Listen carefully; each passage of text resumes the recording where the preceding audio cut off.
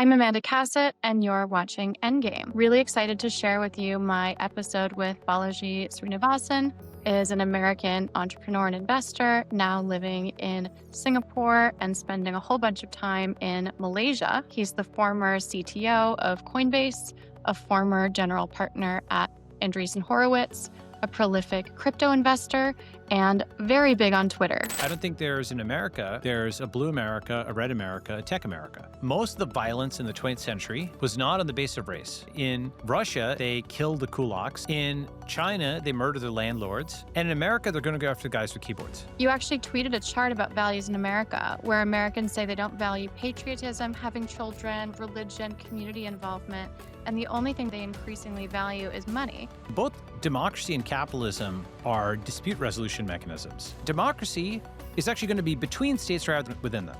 We, in tech, will be like actually the guardians of democracy. We become the inheritors of Western values, but in internet form. It's going to get that crazy in America. And the reason it's going to get that crazy is... So the network state's a few years old now. When you think back on what you wrote, what did you get the most right and the most wrong? Okay, so thenetworkstate.com published in July 4th, 2022. And I think what I got the most right is that this is possible and desirable. That is to say, it is possible to sort of print out a cloud community into the world in the same way you print out a Google document, and you have a PDF, you print it out, or you have an Amazon shopping cart, you print it out to your doorstep to generalize the concept of printing, or you have like an Uber and you hit enter or you hit like get the ride and you print it out to your doorstep. In the same way, we take this cloud community and we can print it out in the physical world, and we've actually been doing that. And I have this pop-ups are the new startups. So A, that it's possible, and B, that it's desirable. In many ways, the Western world is breaking down in the ways that I kind of anticipated. And obviously, I'm not the only person who anticipated that, but it's happening. So I think that's what I was most right about. And what I think I was most wrong about, you have theory, then you try it out and you do it again. The network state was written during COVID. And so we were in a full remote world at that time. And so it was hard to do in-person meetups and stuff like that. And so my initial kind of specs, if you look at there's a GIF.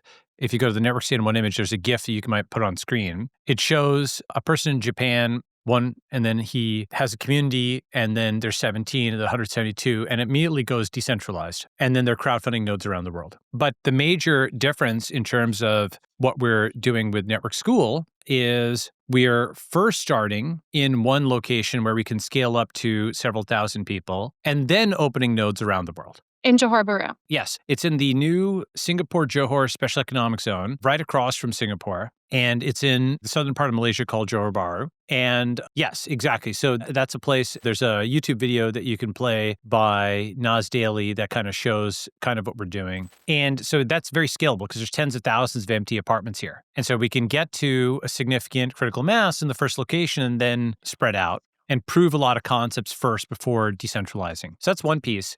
And I think the other piece that was not completely obvious to me when writing the Network State book, but that was obvious in practice, is that even if the goal is a special economic zone for tech, or eventually perhaps to be able to purchase some abandoned island or peninsula somewhere and achieve a greater degree, a measure of sovereignty, a measure of diplomatic recognition, in the short run and in the medium run, you can get a lot of value simply by co-locating tech people. Co-locating people with similar values more generally, right? So tech people have similar values, but you could co-locate Christians and obviously many varieties of Christians, Presbyterians or something like that. You co-locate Catholics, you can co-locate people who want Latin immersion, Sanskrit immersion. Simply the fact that co-location had value in its own was interesting because for me, the driving force was how do we get biotech special economic zones? How do we get zones where it truly is your body, your choice? Where you have, if you can do euthanasia, if you can do bungee jumping, if you can do skydiving, if people can serve in the military and often, unfortunately, not always, sometimes heroically, but often die pointlessly, right? If people can die in all these ways and they can choose to die, why can't they choose to live, right? And why can't they go and take treatments that could improve their lives? Just like with crypto, once we actually got that free zone in the cloud, yes, of course, there were people who, made the wrong decisions and lost money and so on. But on net, it was this massive wealth creating thing and this massive rule of law creating thing. But the next rule of law is rule of code. So if we see how much wealth was being held back by the SEC and the entire regulatory state, you can infer how much health is being held back by the FDA, right? So that was my driving force in doing it. And not so much that I got it wrong per se, but that what I didn't fully appreciate until after I put out the book is how many other people had driving forces to build communities that were different. For example, right after the book came out, you know where Catalonia is? Yeah, sure. So Catalonians are within Spain, but they have their own culture and they have their own language and so on and so forth. And so right now they have two choices, which are A, they assimilate and then their language, culture, and so on goes away and they just speak Spanish. Or B, they sort of fruitlessly fight the Spanish government and they'll be doing some of both, right? Fine. And that just causes conflict. But option C is Catalonian network state or Catalonian network society, where you could have, just like you've got Chinatowns all around the world, you could have Catalonia towns all around the world, where they do give up the location, the place, but they preserve the people and the culture. And guess what? There's more Irish Americans than there are Irish people, right? There's more Irish people outside of Ireland, Irish descent, than within Ireland, right? That wasn't the end. In fact, that was fine. That was a reasonable trade-off to make at that time, right? Given the potato famine, given all these other things, right? Irish Americans didn't betray Ireland. That's the wrong way of thinking about it. They went into diaspora because that was simply the best alternative at that time, right? So if you start thinking about it like that, where actually what really matters is the people and the culture and the values, and the location is just a parameter, suddenly that opens up opportunities for people like the Catalonians, for example, right?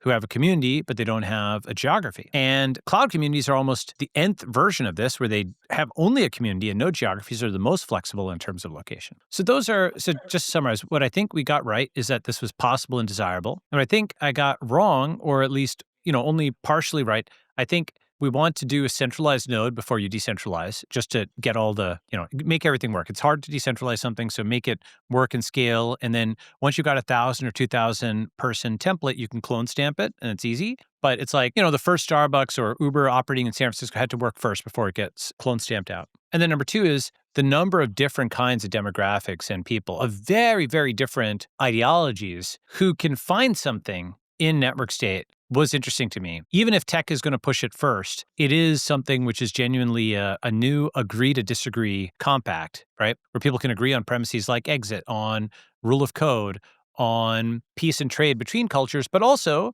boundaries so that not everybody can get into every network state and startup society. They preserve whatever culture that they want there. If Sanskrit or Latin immersion, you may have to speak Sanskrit or Latin to enter. So much to unpack there, so many places to take it from that starting point. But I guess I would start here, which is there's an international competition to have the best tech people live and work inside your borders in a way that there's not, and sorry to all Catalonians, in a way that there's not an international competition to invite in Catalonians and make little Catalan next to your Koreatown and your Chinatown. When I saw that Trump had partnered up with Elon and that they wanted to remove restrictions around technology, remove overregulation, that they wanted to attract the best founders to build in America, I thought of the network state and I thought, okay, if America is going to wake up and realize that the people leading its biggest companies are immigrants. And if China's going to wake up with something like the K-11 visa, which invites in a lot of top performing Indians, the major players are going to wake up to this talent race for tech people. Then where does the network state stand in all this? Great question. So I think maybe that was your view a year ago, or is it still your view today, or is that, I don't want to tell you my view. I want to hear Okay, yours. fine. Sure. So I think a year ago, a bunch of my friends had similar hopes for like the tech plus MAGA thing and so on and so forth. And, look, there's some very important things that have happened out of that and that continue to happen. I think the pro-crypto regulations, the pro-AI regulations are really the anti-crypto and the anti-AI, because the attacks on crypto and AI, it's not so much that the government is supporting it, it's just not fighting it tooth and nail to the same extent, which is huge. Just, laissez-nous faire, so to speak, to mispronounce the French, but just let free markets reign. So there have been some very good things in that respect. The way I look at it is, I think just talking about America without a qualifier in front of it isn't actually coherent, because like talking about Korea, right? There's no Korea. There's North Korea, there's South Korea, and there's Korean diaspora, right? And so I don't think there's in America there's a blue America, a red America, a tech America.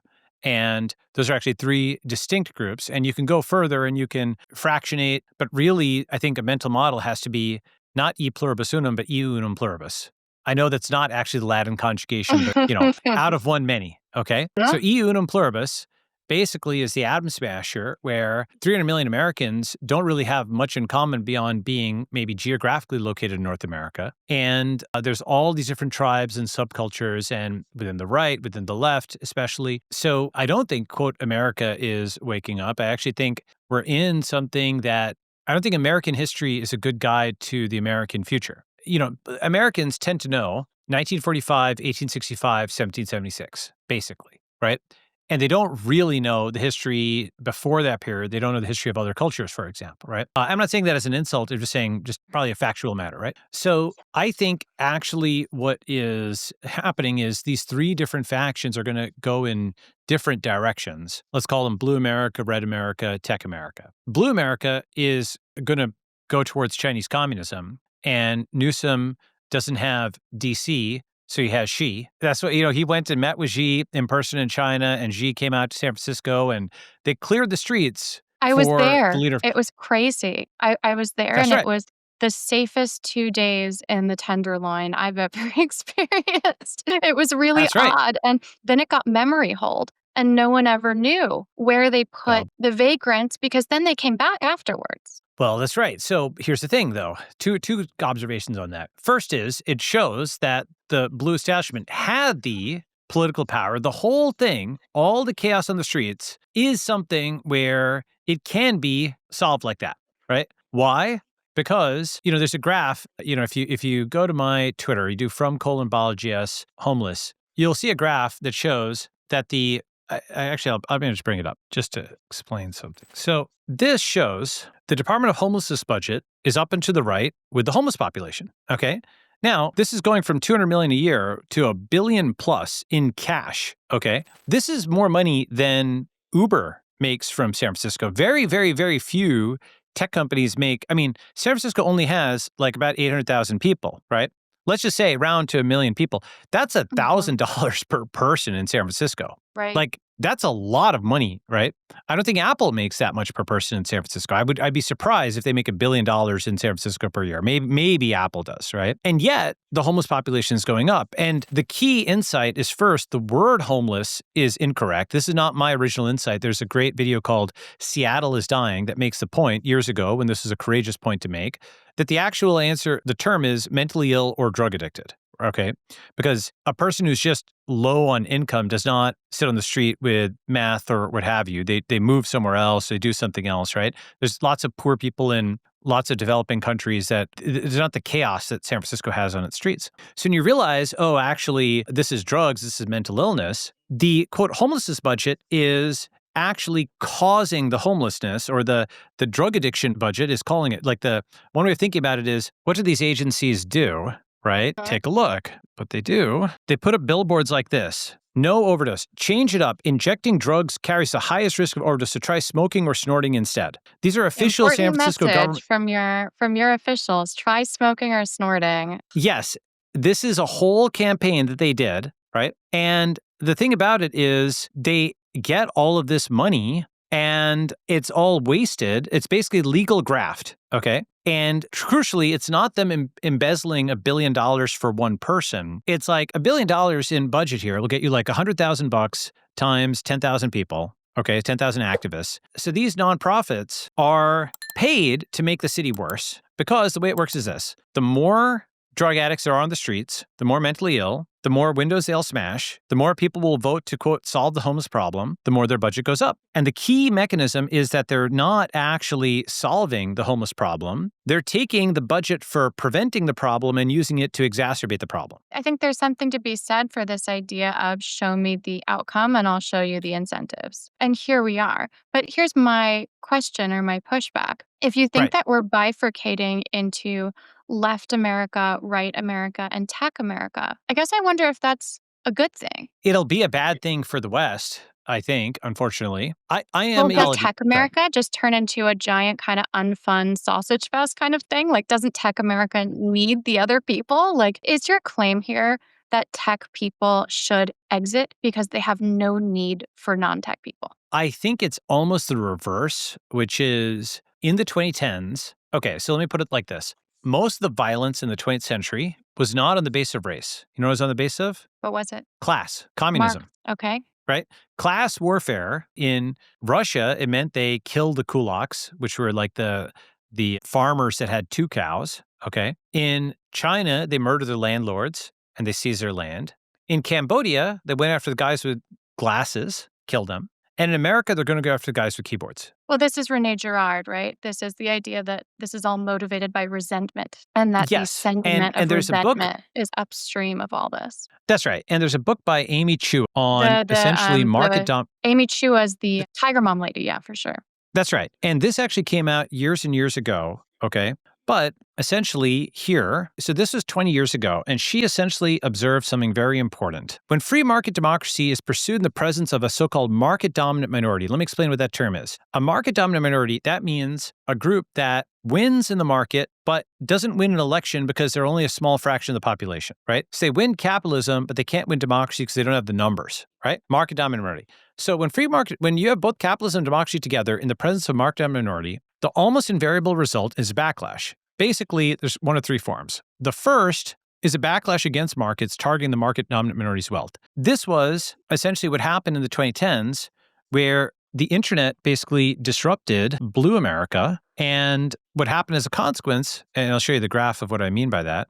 So this graph shows the colors, this is Blue America, basically their revenue, the media revenue, and it just goes all the way down as Google and Facebook rise. Okay. So we just totally disrupted them. And that's why they radicalized and went anti-tech by the mid-2010s. And so that's one piece of it. The other piece of it is actually at the same time, what was happening was China was disrupting Red America. Okay. So at almost exactly the same time, in the late after the financial crisis, you see China going up like this. I mean, let's call it the Republicans' colors are reversed. So China's red here rather than red, right?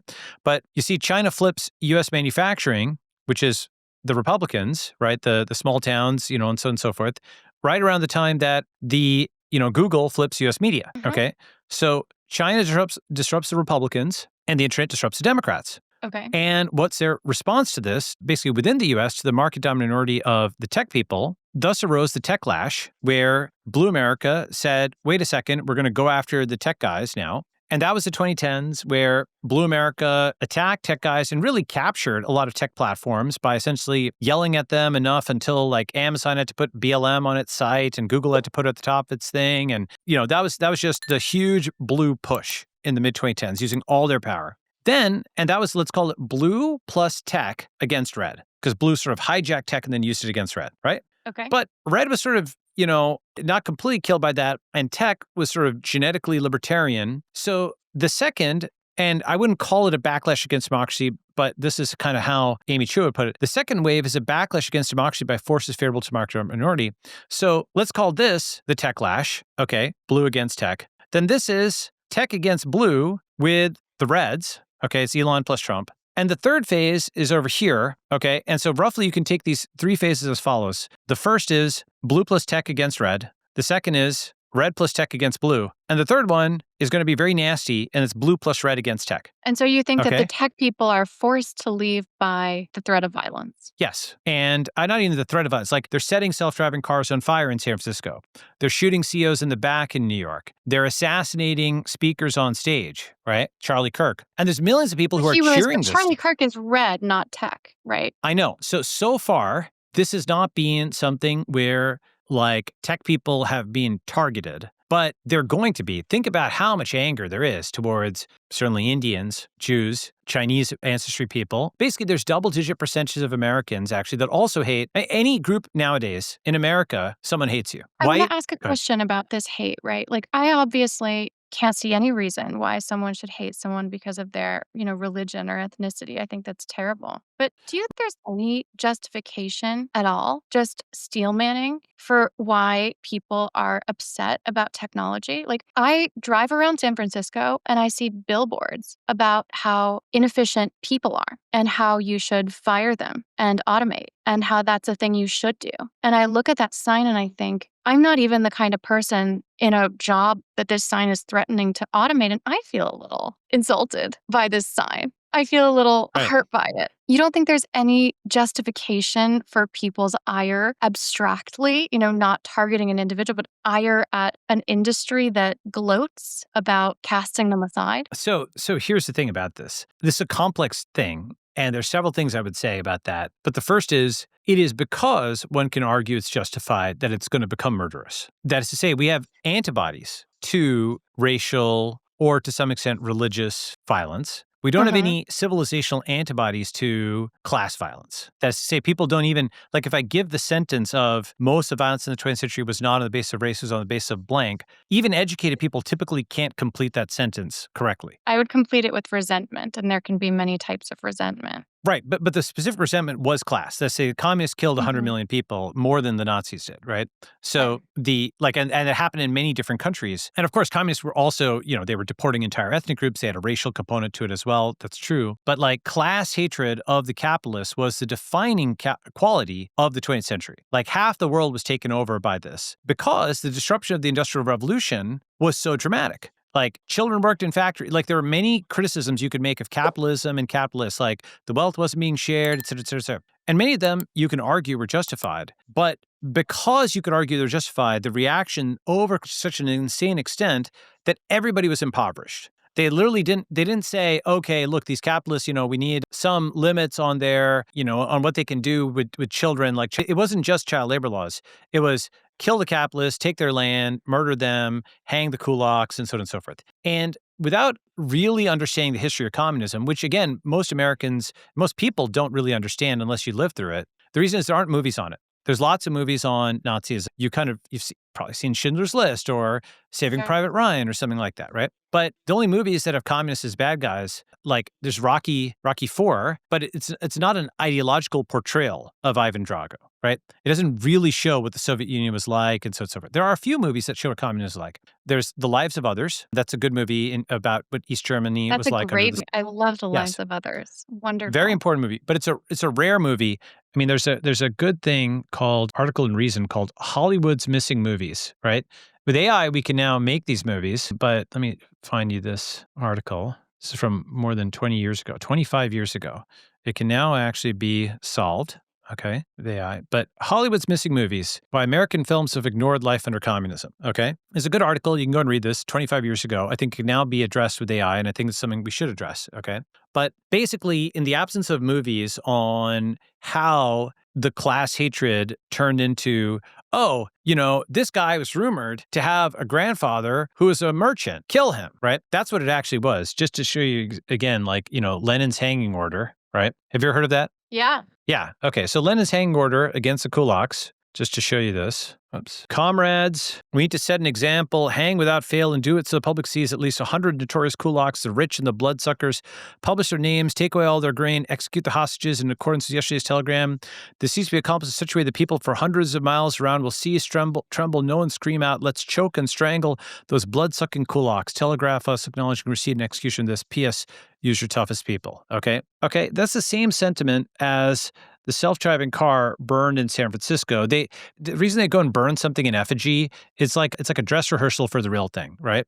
So like a self-driving car burned in San Francisco, it wasn't just an arson. It was like a gigantic mob. You can watch this whole mob of people, setting fire to this car, right? And what that means is they're not like against the AI billboard or something that you mentioned there. They just, look at this. This is like a group of people doing it, unpunished, just a Waymo. There's no human in there, right?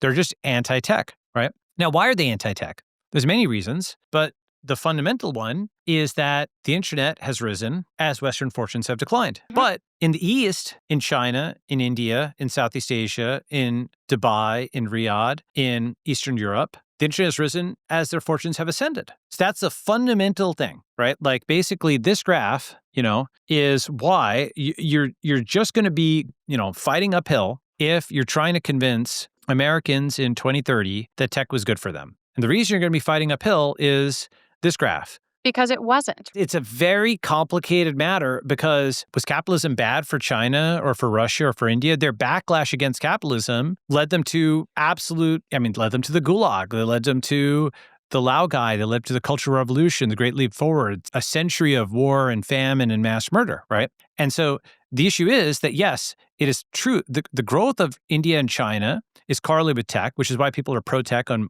my side of the world. And the decline of the G7, that's anti-correlated with the rise of the internet. So you're absolutely right that people will perceive the correlation and assign it as causation. However, I don't think that's fully accurate, and let me explain why. First is, there's several arguments as to that are going to come up as to why tech is bad. And in each case, there is a bug fix. People will say, oh, you can't solve technology with more technology. But there's a bug fix or a societal fix that can ameliorate or, in fact, entirely fix the issue associated with that new tech. Like, that's what a bug fix is. It's fixing technology with more technology. Of course, AI is going to take all the jobs. That's a big one that they'll say, right? And you can argue, well, first, AI actually also lets you do any job. It allows you to be a decent artist. It lets you be a decent graphic designer, prototyper, and so on and so forth. But it doesn't let you do those jobs really well. You kind of have to have a specialist to improve them, at least the current state of it. Number two is, AI doesn't really take your job. It takes the job of the previous AI because you replace, DALL-E with Midjourney, right? You replace yesterday's coding model with today's coding model, right? Number three, AI doesn't really do it end to end. It does it middle to middle. So the perception that AI takes your job is not necessarily all that accurate right now. But let's even say it does. Let's say it does gradually automate things, right? Okay. Well, human needs and wants are infinite, and all kinds of jobs that got automated away in the 1800s did eventually have alternative kinds of things. Labor productivity went all the way through the roof. You have far fewer people that need to be farmers than there were, right? Living standards went up. But the disruption it caused to livelihoods meant that all kinds of people got really mad, right? So there's it saying, like, there's no way out but through. And the information revolution is as disruptive as the Industrial Revolution. The answer was not to go anti-capitalist. The answer was not to go back to the low carrying capacity of the 1800s. The answer was actually to push through and to do bug fixes and to fix it.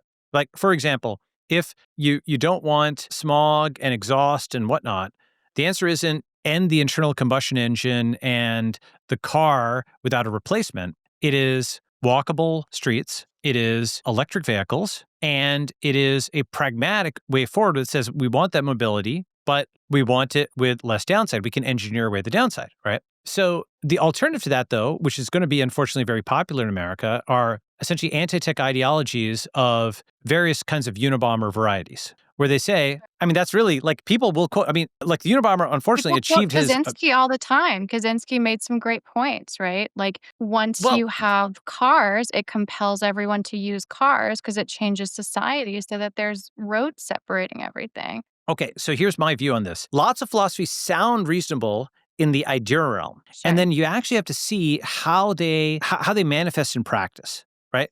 For example, without beating up on Mormons, right?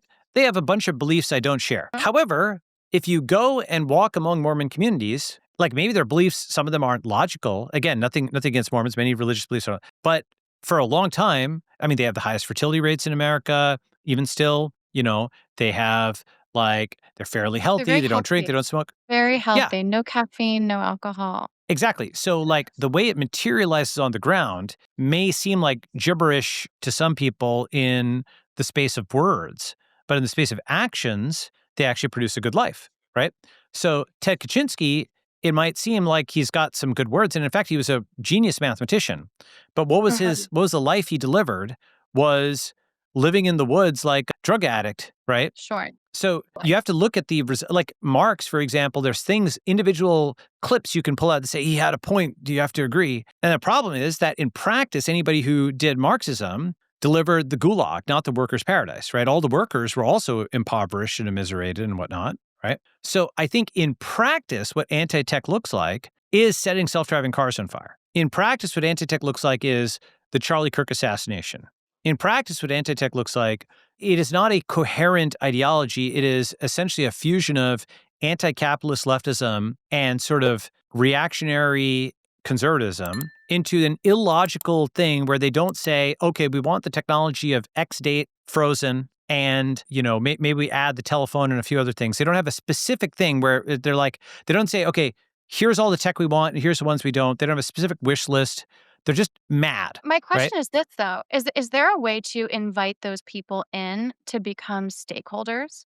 in the Yes, technology eventually. movement and to Actually, include them and make them part of it so that they have something to gain from it? yes, but the markdown has to come first. And what I mean by that is there's a mark to market which is going to be really, really, really, really, really tough. And the longer it's denied, the harsher it's going to be. And the whole system is set up to deny it for as long as possible. And let me explain what that mark to market is and also show a precedent. So first, let me explain what I mean by a mark to market. I mean, obviously you know the concept, but specifically, okay. So remember how Biden, everybody denied he was senile, even to the point that his chances of winning like rose. And it was only at the end, not during the primary in 2020, not during his term, not during the second Democratic primary, but months after that, only like, when just the Trump versus Biden thing happened, suddenly everybody realized the guy's actually like senile. Okay. Now, obviously, it was obvious to everybody beforehand, but the system is set up to deny reality till it becomes undeniable. Does that make sense? Right? It This is what does. I call Sure. digital death. Okay. This is the same as the collapse of FTX. This is the same as SVB. This is the same as the Luna DPEG, right? This is essentially how the American system is set up to hide, like pretend and extend and kick the can. So it's someone else's problem and try and skate by until it just becomes completely undeniable. And then the impossible becomes the inevitable. Okay. And so that's an example of a mark to market. But let me show you what is happening now, right? That graph, but kind of in reverse, is this graph. Look at gold go. It's literally doubled in like 2 years. This is an insane graph. This is the remonetization of gold. This is the devaluation of the dollar, right? Obviously, digital gold is also mooning, okay? And the issue is that basically there's several graphs like this. This one shows that China's Navy and their shipbuilding capacity is 200x the U.S. military.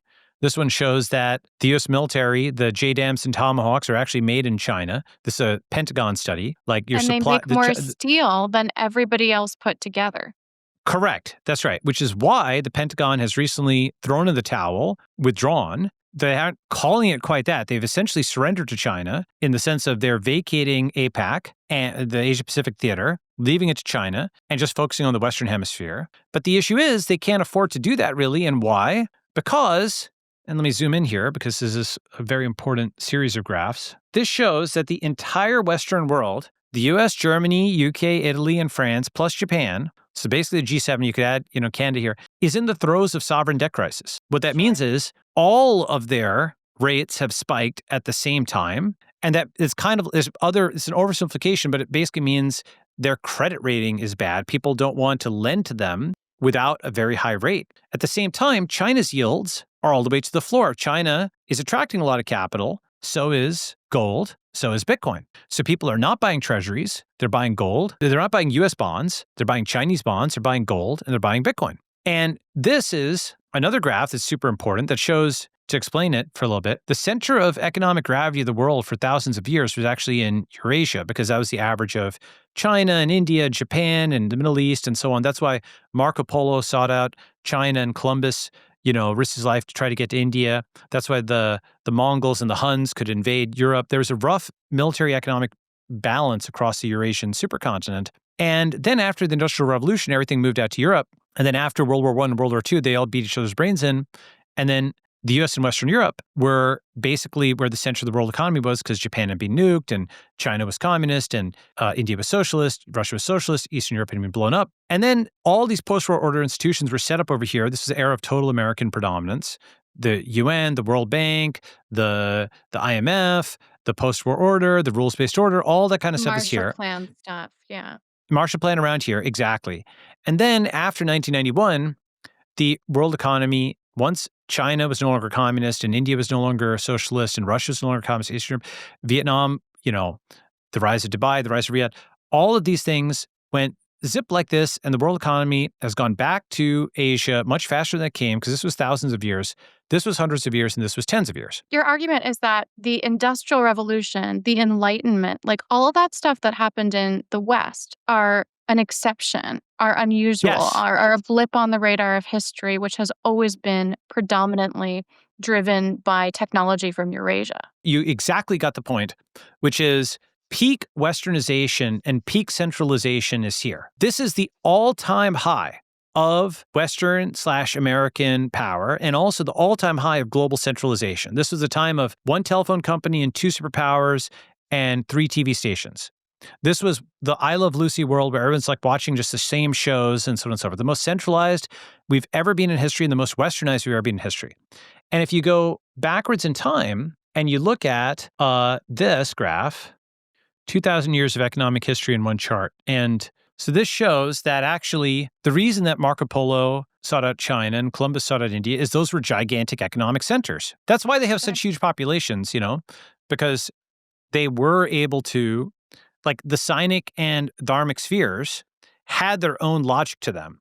And the last several hundred years, you know how the Dark Ages in Europe lasted like 1,000 years from like roughly 476 AD, fall of Rome, to, you can argue, the beginning of the Renaissance or what have you, right? It's been the Dark Ages of Asia, and all of this technology has been built in this very unusual time, and now we're reverting to the thing that's more normal. That's right. And in fact, there's another version of this graph. See, this x-axis is a very, linear graph.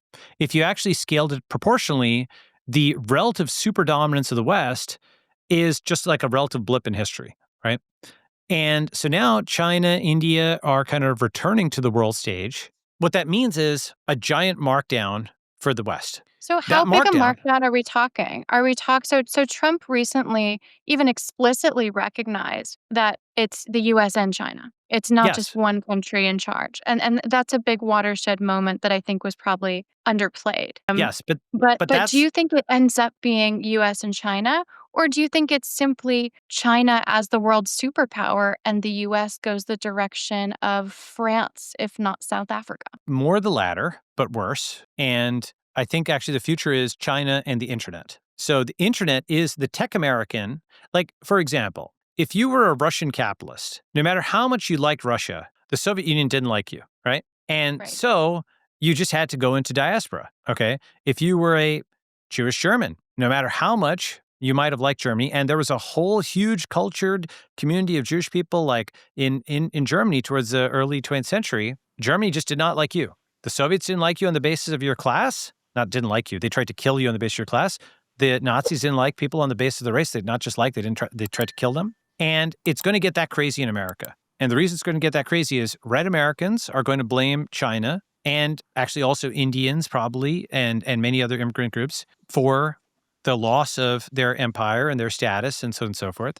And blue Americans are going to blame the internet and technologists. And blue Americans will blame whites, males, capitalists, but especially technologists. And red Americans will blame immigrants, everybody, right, for this. And, each of them will argue that they have a point. And you can point to, certainly there's like illegal aliens that have committed crimes. And certainly, as you point out correctly, there's excessive billboards that, dumb tech guys are trying to provoke with these billboards. And someone's getting their clicks, but they don't understand how much they're costing our community by doing this stuff, right? And but the net of it is the markdown of living standards, because it's so deferred and because like the UK at least understands that it's not a superpower. Australia understands it's not a superpower.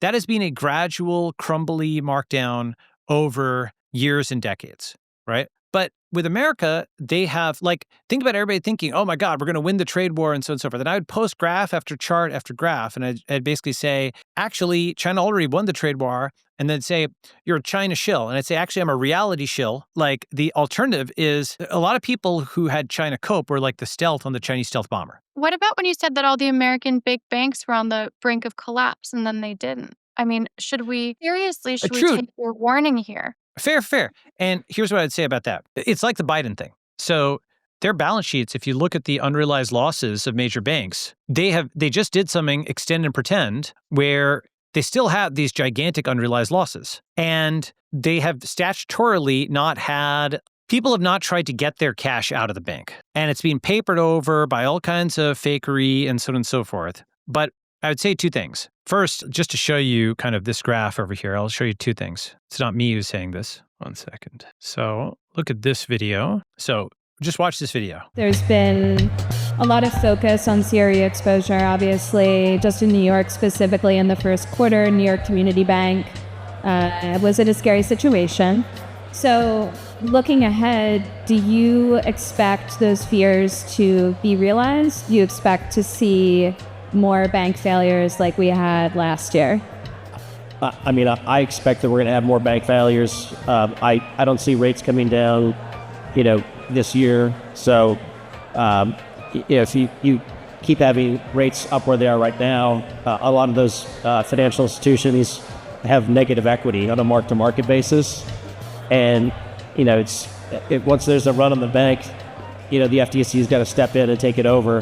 So I think we're going to see more bank failures this year than we did last year. I really don't think the general populace appreciates how bad bank balance sheets are right now. I don't think most of the banks understand what's on their balance sheets. I don't think the banks understand how bad what's on their balance sheet is. And they're basically being told what to do by federal regulators, and that's equally as terrifying. Yeah, it reminds me of this book I read, The Great Taking, where Yes. there's some kind of... Have you read that book? Yeah, that guy has a piece of it too, where basically he's noted that essentially the rules have been written in such a way that if you have stocks at a brokerage, you don't actually own them. Yeah, exactly. And so there's this moment of kind of the run on the banks proverbially where there are multiple claimants to the same collateral. And then the collateral all gets appropriated by the hierarchically prioritized claimant, which are these few kind of lizard institutions, and all of the stuff that you think you own, like stocks, where what you really own is a certificate that says you could claim the stock, that all goes to another creditor. And so the collapse that we're on the brink of is one where all of your assets get appropriated by these kind of government affiliated sort of lizard institutions. I think is That's the right. claim there. Yeah. And here's the thing is, like, look at this. This is not my graph. This is the unrealized, this is from, financialresearch.gov. Does that look normal to you? No. This is basically hundreds of billions of dollars. It's like, essentially, to explain it in like crypto terms, you bought a coin at X and it's, you're now underwater to the tune of $600-700 billion. So you what you stand bought by it at. your claim about the American banks. It just didn't materialize in exactly the time frame you were predicting at the time. Yeah, the thing is, there's two possible ways out. The first way is the banks collapse, and the second way is, which they've chosen, is they print such that when you pull your cash out, they still have the cash in the banks, but the cash is just worth nothing. Or they put remittance controls and so on and so forth.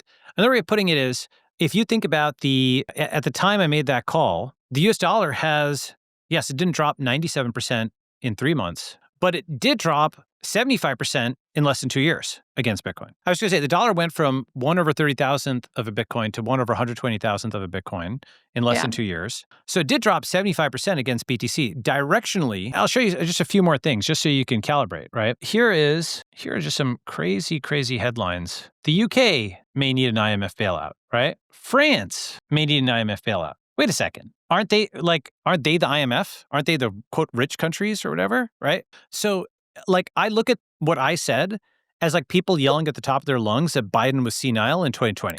Yeah. And they were right. And it didn't matter because literally a whole presidency happened and so on. And the mark-to-market only occurred at some unpredictable moment, right? Would you have predicted that he would have made it through 4 years of a presidency and the Democrat primary and it would only have got mark-to-market then? I don't know. That's hard to predict the exact moment of it. And there's some people who say, oh yeah, but you know what? Too early is the same as being wrong. And that's true if you're trading, but it's not true if you're preparing. Because if you're preparing, hell is truth seen too late. The point is not to make it exciting and to just nail the trade at the exact last moment, right? That's not my style. Preparing means actually the whole of Western civilization is going to have this gigantic financial market. And I've shown, by the way, quite a few graphs, right?